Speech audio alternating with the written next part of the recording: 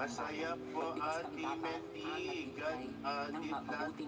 Tayo ay magiging silver tungkol.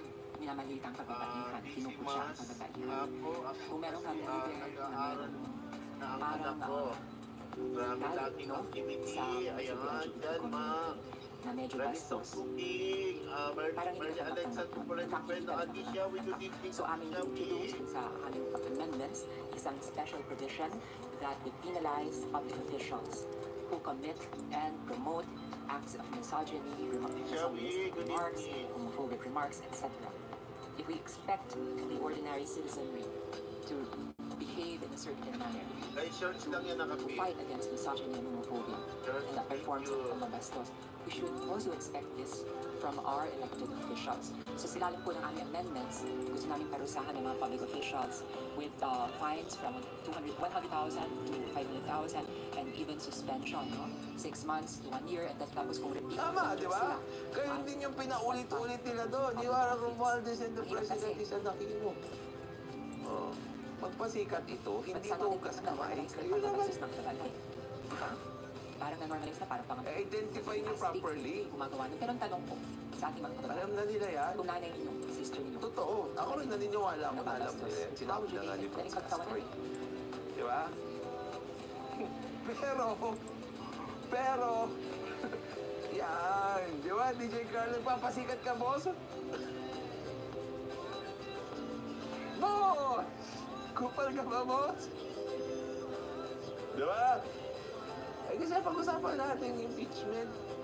Ano nga impeachment? Press conference.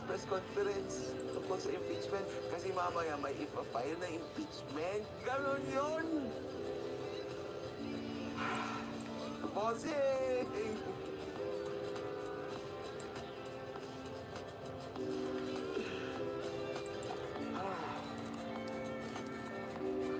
Sabi ni Ken Koy, attorney, I think this conflict between Sara and Mark is beyond repair. Hindi na makikipagtrabaho yan kay BBM. But we don't care about them working together naman lang. It's the people who will dictate this na if they can make an influence. Diba? If not, this will just continue. Pupulsaan lang naman ng mga senador tsaka mga congressmen kung ano yung gusto ng mga tao dyan eh. Twin Alexa, thank you. Yun lang yan. Boy, yun. I-identify nyo kung ano yung tunay na ginagawa dito. Nagpapasikat sila dito. Pero siyempre, trending yung article. O di siyempre, i-content ko din. Kasi nga, sabi nila, naghugas daw ng kamay. Hindi sila naghugas ng kamay. Hindi pa naman sila mag-propose. Ipapay pa lang yung impeachment. At alam nila yung pampanig impeachment. Kaya nag-stress conference sila. Tungkol sa impeachment, kayo naman! Drops lozenges.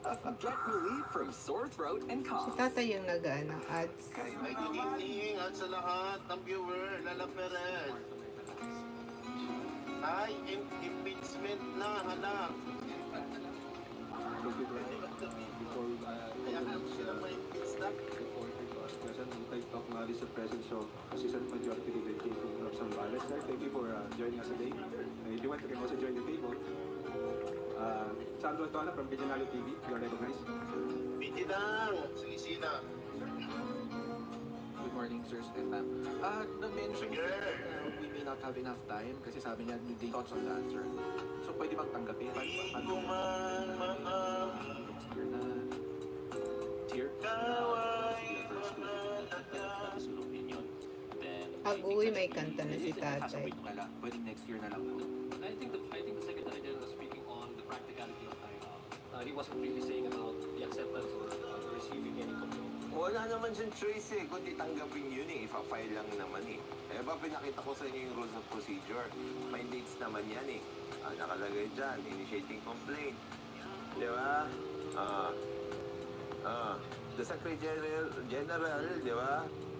Sabi niya, di ba? Ito, dito. Filing and referral of verified complaints. The Speaker shall have it included in the order of business within 10 session days from receipt. Diba? Immediately referred to the Speaker. So kung tatanggapin ng Secretary General yan, tapos i-refer agad sa Speaker. Agad-agad, matik. Tapos, i-include sa business within 10 session days. 10 session